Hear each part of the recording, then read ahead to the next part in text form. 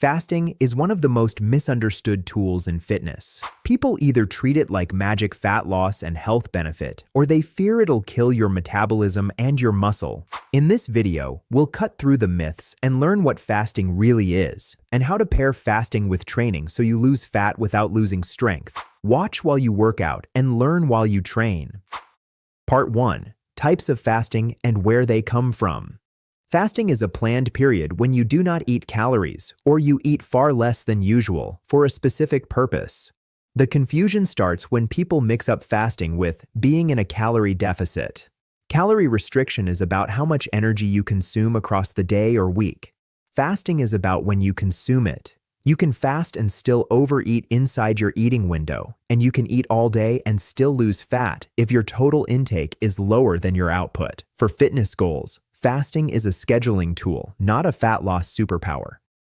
To use fasting well, you need a basic sense of what changes in your body between the fed state and the fasted state. In the fed state, digestion is active, nutrients enter the bloodstream, and insulin rises to help move glucose and amino acids into cells. Insulin is not bad. It is part of normal physiology, and it supports recovery and muscle building when you train hard. In the fasted state, insulin trends lower, the body leans more on stored fuel, and the mix of fuels shifts toward fatty acids over time. That shift does not automatically mean more fat loss, but it can affect hunger, energy, and training feel. A big player here is glycogen, which is the stored form of carbohydrate in muscle and liver. When you eat carbs, you refill glycogen. When you train, especially with higher volume sets like 8 to 12 reps, you use glycogen fast. If glycogen is low, the workout can feel flat, less pump, less total work, and weaker performance on later sets. That matters because training quality is a major driver of muscle retention in a cut and muscle gain in a surplus. So when you pick a fasting style, you are deciding how to place meals so training and recovery stay strong. Fasting also interacts with appetite signals in a way that can help or hurt depending on the person. Hunger hormones like ghrelin tend to follow habits and meal timing, meaning you often get hungry when you usually eat. With a consistent routine, many people find hunger spikes become predictable and easier to ride out. Others feel the opposite. Delayed eating builds pressure that ends in overeating at night. Neither response is a character flaw. It is a pattern you can learn to manage. The right fasting method is the one you can repeat without fighting yourself daily.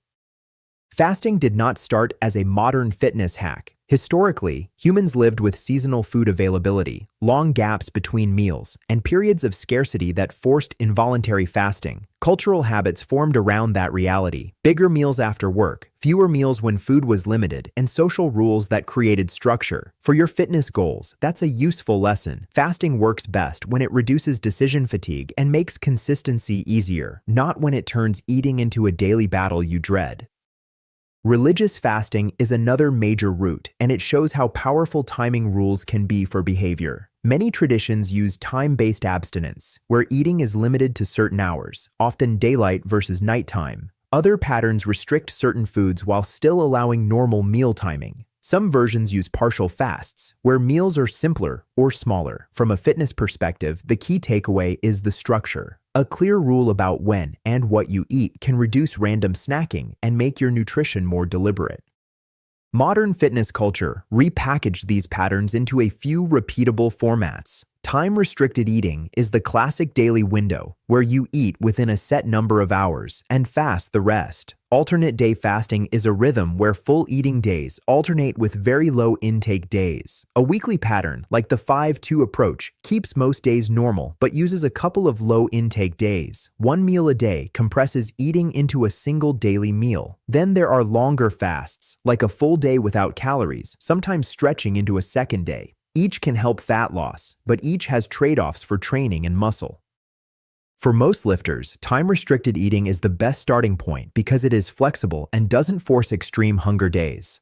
A 12-hour eating window is basically normal life with a stop sign at night. A tighter window like 16 hours fasting and 8 hours eating creates more structure and often reduces late-night grazing. Some people push to an 18-hour fast with a 6-hour window, which can work if appetite is stable and meals are well planned. The practical advantage is that you can still hit protein targets and fuel training. The downside is that early training sometimes needs smarter meal timing. Alternate day and weekly low day approaches are more aggressive, and they succeed or fail almost entirely on compliance. On low days, some people do 0 calories, but many do better with a very low intake day that includes protein and vegetables because it reduces rebound overeating. The big problem is friction. Skipping normal meals can make work and social life harder.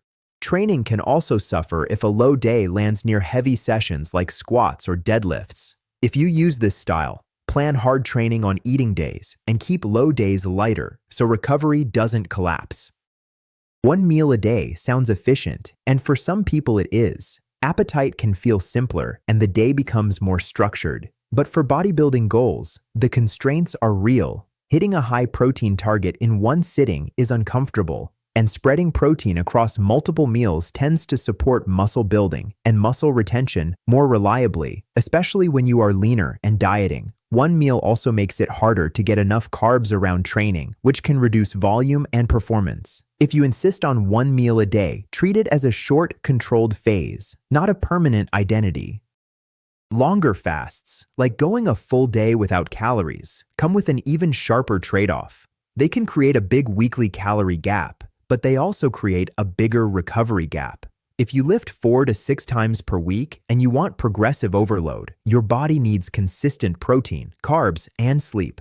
A long fast can increase fatigue, reduce training quality, and raise the chance you compensate by overeating later. For athletes with high training volume, longer fasts usually make sense only if they are rare, placed on rest days, and followed by structured eating that prioritizes protein and carbs. Now zoom out to the mechanism that matters most for body composition, your average energy balance over time. You lose fat when, across days and weeks, you use more energy than you eat. Fasting can help that happen by reducing opportunities to snack and making portions easier to control. But fasting does not override physics. If your eating window becomes an uncontrolled feast, fat loss stalls. The smartest mindset is to use fasting as guardrails. It should make your default choices easier by cutting down random eating, increasing protein per meal, stabilizing hunger, and improving adherence to your macros. Choosing a fasting method should match your goal, your schedule, and your psychology. If you are a beginner trying to lose fat while learning to train, start mild with a 12-hour or 14-hour fast so you can focus on getting 3 to 4 strength workouts per week and progressing steadily. If you snack late and miss your calorie target, a 16-8 window can be a powerful boundary. If you are an advanced athlete chasing performance, keep the window flexible and build meals around training so you can hit hard sets and recover. If you tend to binge, avoid extreme windows and prioritize regular protein meals and sleep. To make this real, treat the first week like a setup phase, not a willpower test. Pick a window you can keep consistently. Plan 2 to 3 protein-focused meals inside the window, and make sure each meal contains a meaningful protein dose, because protein is the anchor for muscle. Hydration matters. When you fast, salt and fluids can change how you feel, especially if you sweat in training. Anchor sleep with a consistent bedtime, because sleep loss amplifies hunger and wrecks training. Track outcomes through your weight trend, your waist, and your strength on key lifts, then adjust with logic rather than emotion. Part 2. Health benefits and myths. If you want to talk about fasting like a serious athlete, you have to stop judging it by vibes and start judging it by outcomes you can measure. Weight is one outcome, but it's the bluntest one because weight includes water, glycogen, food volume, and muscle. Body composition is more meaningful. Your waist measurement, how your clothes fit, progress photos, and strength retention while dieting tell you far more than a single morning weigh-in. Then you have health markers, fasting glucose, long-term blood sugar control, blood lipids like triglycerides and cholesterol fractions, and blood pressure. Finally, you have performance outcomes, energy in training, volume completed, recovery quality, sleep and appetite control. Here's the core truth that saves you years of confusion. Fasting is not superior by default for fat loss. When total calories and protein are matched over time, fat loss tends to be similar whether you eat in a wide window or a tight window. That means fasting is not a cheat code, and it also means it can still be a weapon if it improves adherence. If a fasting window helps you hit your macros with less mental friction, it works. If it makes you binge, skip protein, and train like a zombie, it fails. In real life, adherence beats ideology. The most common health benefit people feel from fasting is not mystical biology, it's behavior. A tighter eating window can reduce grazing, reduce mindless liquid calories, and cut the number of food decisions you make in a day. That matters because modern environments are designed for snacking. When you remove 2 or 3 opportunities to eat, you often remove 2 or 3 opportunities to overshoot calories. For beginners, that structure can instantly clean up nutrition without tracking everything. For advanced lifters cutting for leanness, it can make the deficit feel more manageable because hunger becomes scheduled instead of random. Appetite is where fasting either clicks or collapses. Hunger hormones like ghrelin tend to rise around your usual mealtimes, then fall again even if you do not eat. That's why a consistent schedule can make fasting feel easier after an adjustment period. You're training your hunger clock. But rebound hunger is real for some people, especially if the first meal is too small, too low in protein, or too low in fiber. Then the day becomes a slow build toward uncontrolled eating at night. If that's you, the fix is not tougher willpower. The fix is a better first meal and a less aggressive window. Who benefits most from fasting for blood sugar control tends to be people who struggle with frequent snacking, sugary drinks, or large late-night meals that push them into a daily surplus. If fasting helps them consolidate intake into planned meals, glucose swings can become smaller and the average improves. But don't misunderstand the mechanism. It's not that your body becomes healthier because insulin is low all day. It becomes healthier because total intake, body weight, and food choices improve. For athletes training hard, insulin is not the enemy. Poor planning and inconsistent energy balance are the enemy. Cardiometabolic markers are another area where fasting can help, but again, the driver is often the basics. Triglycerides frequently improve when overall calorie intake drops, alcohol intake decreases, and carbohydrate quality improves. Blood pressure tends to improve with fat loss, better sleep, more potassium-rich foods, and lower ultra-processed intake. Waist circumference is one of the best low-tech markers you can track because it reflects changes in abdominal fat over time. Cholesterol is more nuanced. Changes can vary based on genetics, food choices, and weight loss phase. The takeaway is simple. Fasting does not excuse junk inside the window. The quality of your food still matters. Now let's talk about autophagy. Autophagy is a real biological process where cells break down and recycle damaged components. It happens all the time, and it increases under certain stresses, including energy restriction. The problem is the leap people make from autophagy exists to fasting guarantees longevity and disease prevention. In humans, we can't easily measure whole body autophagy in a way that turns it into a clean promise. So yes, the concept is real, and yes, fasting may influence it, but you should not build your fitness plan on a hard guarantee that longer fasting equals better health. Build your plan on what you can consistently execute. Autophagy is one of those topics where the biology is real, the mechanism is fascinating, and the marketing gets way ahead of what human data can actually prove. In cells and in animal research, autophagy looks like a maintenance pathway that helps recycle worn-out proteins and damaged cell parts, especially things like malfunctioning mitochondria. That kind of cleanup makes intuitive sense as a health-supporting process, and it's one reason researchers study fasting and energy restriction so closely. The catch is that most of the clean, direct demonstrations come from cellular models or animal work, where conditions are tightly controlled and tissues can be sampled directly. In humans, the evidence is more indirect and much harder to turn into a simple rule, like fast for this many hours to get longevity benefits. Researchers can look at autophagy-related signaling pathways, certain gene expression patterns, or tissue-specific markers in limited settings, but that doesn't translate into a whole-body scoreboard you can reliably track. On top of that, autophagy isn't automatically more is better. It's a stress response system, and the goal in performance and physique is to apply the right dose of stress and then recover. If a fasting approach increases autophagy signals but also worsens sleep, reduces training output, and leads to inconsistent protein intake, the net outcome for your health and body composition can easily be worse, not better.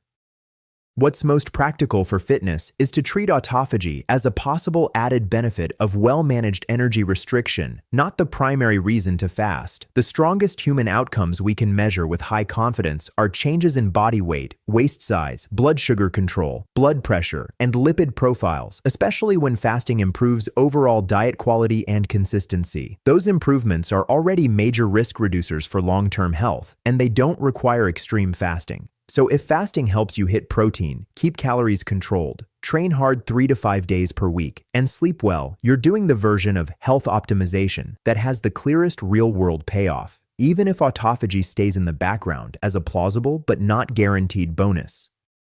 The detox claim is easier. Your liver and kidneys handle detoxification constantly. Fasting does not flush toxins out like a drain cleaner. What fasting can do is reduce the load of ultra-processed foods and alcohol if you use it as a structure to eat fewer, better meals. That's not detox magic, that's behavior change. And the belly fat claim? Fasting does not target belly fat specifically. Spot reduction is not how fat loss works. Belly fat tends to be more stubborn for many people because of genetics, stress, sleep, and how long they have carried extra fat. Fasting can help you lose overall fat, and belly fat comes down as part of that process.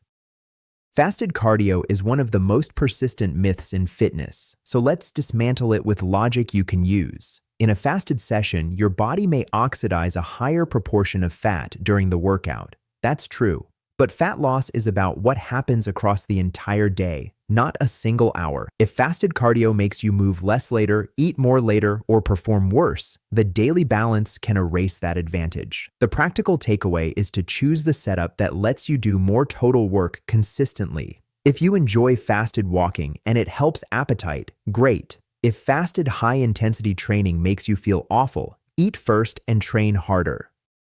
For bodybuilding goals, the big problem is muscle loss. People hear the word catabolism and imagine muscle melting off their body the moment breakfast is skipped. Catabolism simply means breakdown, and it's happening alongside building all the time. Muscle loss becomes a real risk when you combine a calorie deficit with low protein, poor resistance training, low sleep, and rapid weight loss. The protection strategy is boring but powerful. Lift consistently, keep protein high, and keep the deficit moderate. Training 3 to 5 days per week with hard sets in the 6 to 12 rep range, close to failure with good form, tells your body muscle is required. Protein distribution matters too, especially when you're lean and dieting. If fasting causes you to cram all protein into a small window and you constantly miss your target, you are increasing risk. If fasting helps you plan 2 or 3 strong meals that hit protein reliably, you are fine. Also understand recovery. If your sleep is short and your stress is high, hunger increases, training quality drops, and muscle retention becomes harder. Fasting is not the cause, but it can amplify the problem if it pushes eating too late and disrupts sleep. Starvation mode is another phrase that ruins good plans. Your metabolism does not shut down because you went a few extra hours without food. Metabolic adaptation is real, but it's gradual and it's tied to sustained weight loss, reduced body mass, and sometimes reduced movement. When you diet, your body becomes more efficient. You may subconsciously move less, and your resting energy needs drop because you are smaller. That's not starvation mode, it's normal physiology. The solution is to set a realistic deficit, keep training performance as high as possible, and monitor progress over weeks, not days. There are people who should be cautious with fasting, and being honest about that is part of being scientific. If you have a history of disordered eating patterns, aggressive fasting can trigger restriction binge cycles. If you're prone to migraines, fasting and dehydration can be a trigger. If you're doing high-volume endurance work, long fasts can compromise recovery and increase injury risk. And if you're on medications that affect blood sugar or blood pressure, fasting changes the system and should be handled with medical guidance. None of that means fasting is bad. It means fasting is a tool that must match your body and your situation. So, what are the myth-proof rules that keep fasting effective for fitness? Start with protein as the anchor because it supports muscle and controls appetite. Build meals around high-protein foods and add fiber-rich carbs and vegetables to keep hunger stable. Make hydration and electrolytes a priority, especially if you train and sweat, because low fluids can feel like low energy and false hunger. Protect sleep like it's a supplement, because poor sleep makes fasting feel harder and makes cravings louder. Keep the deficit sustainable so training doesn't collapse. Then evaluate fasting by results, waist trend, strength trend, energy, sleep, and whether your eating feels controlled or chaotic. Part 3. Fasting and training. If you care about changing your physique, training performance is not a side detail, it's the engine. Muscle is built and preserved by repeated high-quality sessions where you create enough mechanical tension and accumulate enough work over time. If fasting makes your workouts weaker, cuts your volume, or turns every session into survival mode, it's sabotaging the very thing that drives your results. The goal is simple. Fasting should make nutrition easier while keeping training powerful. That's how you lose fat without looking flat, and how you build muscle without turning your diet into chaos. To understand how fasting interacts with training, you need a quick fuel systems map. Your body uses both fat and carbohydrates as energy, but resistance training leans heavily on muscle glycogen, especially when you do moderate to higher rep sets. When you chase strength and hypertrophy, most working sets live in ranges like 5 to 8 reps for strength focus and 8 to 12 reps for growth focus, with some heavier triples and some higher rep work. Those sets rely on glycogen to maintain output. When glycogen is low, you can still train, but work capacity drops, fewer quality reps, less pump, and less total hard sets completed. The pump is not just an ego thing. It's a signal that you're producing enough local work and driving blood flow and metabolites into the muscle, which often correlates with productive training volume. When you're well-fueled, you can keep form tight across multiple sets. You can push close to failure without your brain quitting early, and you can recover between sets faster. That translates into progression. Over a month, that means more total hard sets, more progressive overload, and better muscle retention even when calories are lower. Fasting doesn't remove glycogen directly, but it changes when you refill it, and timing matters if you want performance. Now match fasting to your training goal instead of forcing one method onto every goal. If you're cutting and you want to keep strength, a moderate fasting window like 14 hours fasting and 10 hours eating, or 16 hours fasting and 8 hours eating often works well. It gives structure without starving training. If you're pushing hypertrophy hard, especially with 4 to 6 lifting days per week and lots of volume, overly tight windows can make it harder to eat enough and recover, so a wider window often performs better. If endurance is the priority, long fasts can raise fatigue and reduce quality sessions, so fasting has to be gentler and placed away from key workouts. Here's the framework that keeps everything grounded. Macros are the 3 macronutrients: protein, carbohydrates, and fats. Your protein target is the amount of protein you aim to hit daily, because protein supports muscle protein synthesis and recovery, and it helps control hunger. The first rule is to hit that protein target consistently. The second rule is to train hard with progressive overload, meaning you try to add reps, add load, or add quality sets over time. The third rule is to place carbs strategically, because carbs support performance and help you do more high-quality work in training. Protein distribution inside your eating window is where a lot of people mess up. Muscle protein synthesis is not a constant on switch that stays maxed out all day. It rises after a protein-containing meal, then returns toward baseline. Spreading protein across the day gives you multiple hits to stimulate that process. That's why one meal a day can be tricky for bodybuilding goals, especially during a cut. If your window allows 2 or 3 meals, you can structure it so each meal contains a solid protein dose, and you're not trying to cram everything into one sitting. A practical pattern in a 16-8 setup is 2 main meals and 1 smaller protein-focused meal.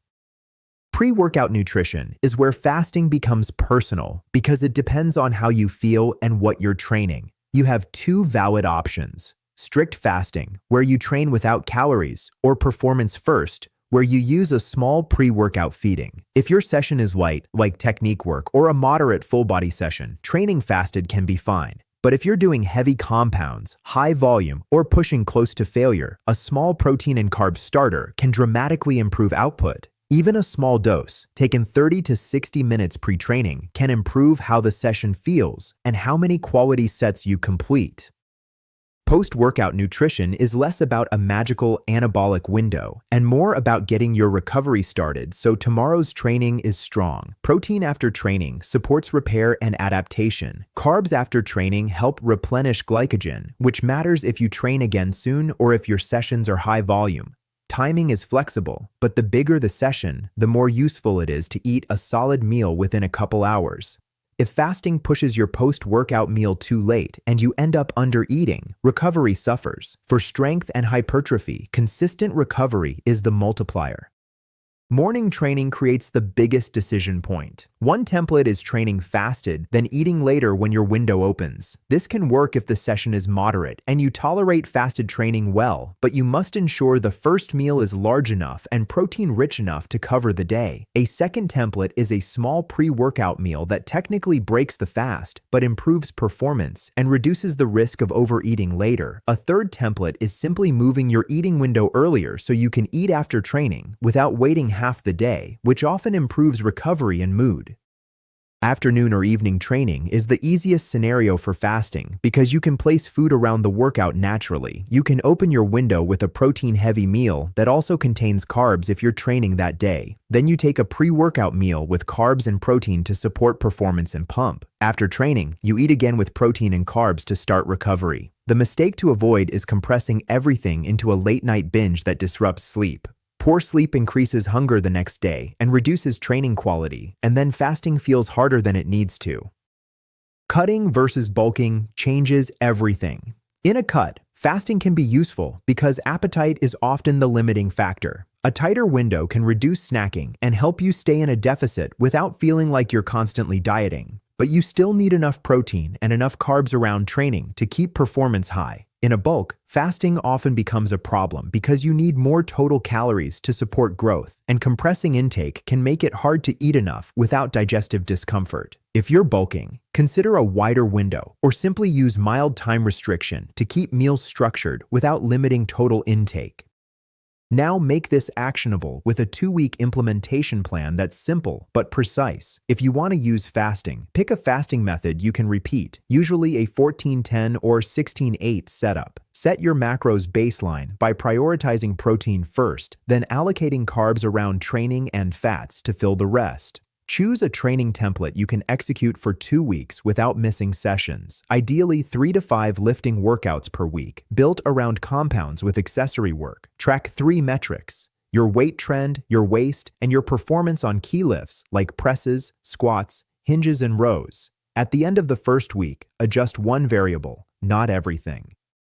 If weight is not trending down in a cut and your waist is not changing, reduce intake slightly by trimming snacks or reducing carbs or fats, but keep protein stable. If performance is collapsing, adjust timing first by placing carbs closer to training or widening the window before you slash calories. If hunger feels uncontrollable, increase fiber and volume foods in your first meal and make sure protein is high early in the window. Fasting is not a test of toughness. It's a strategy to make consistency easier while protecting training quality, because training quality is what makes the physique change real. Here's what to take with you and actually use. Pick the simplest fasting style you can repeat without stress. Most people win with a moderate daily window, not extreme fasts. Make protein your anchor every single day, because that's your muscle insurance, especially if you're cutting. Then place most of your carbs around training so your workouts stay strong. If your performance tanks, adjust timing before you tighten the window. Track the right things for 2 weeks: your waist, your weight trend, and your strength on a few key lifts. If the waist isn't moving, tighten intake slightly. If strength is crashing, widen the window or add a small pre-workout meal and protect sleep. And remember, fasting is only working if it makes you more consistent with training and nutrition, not if it turns your week into restrict then binge. Keep it repeatable, keep performance high, and your physique will follow.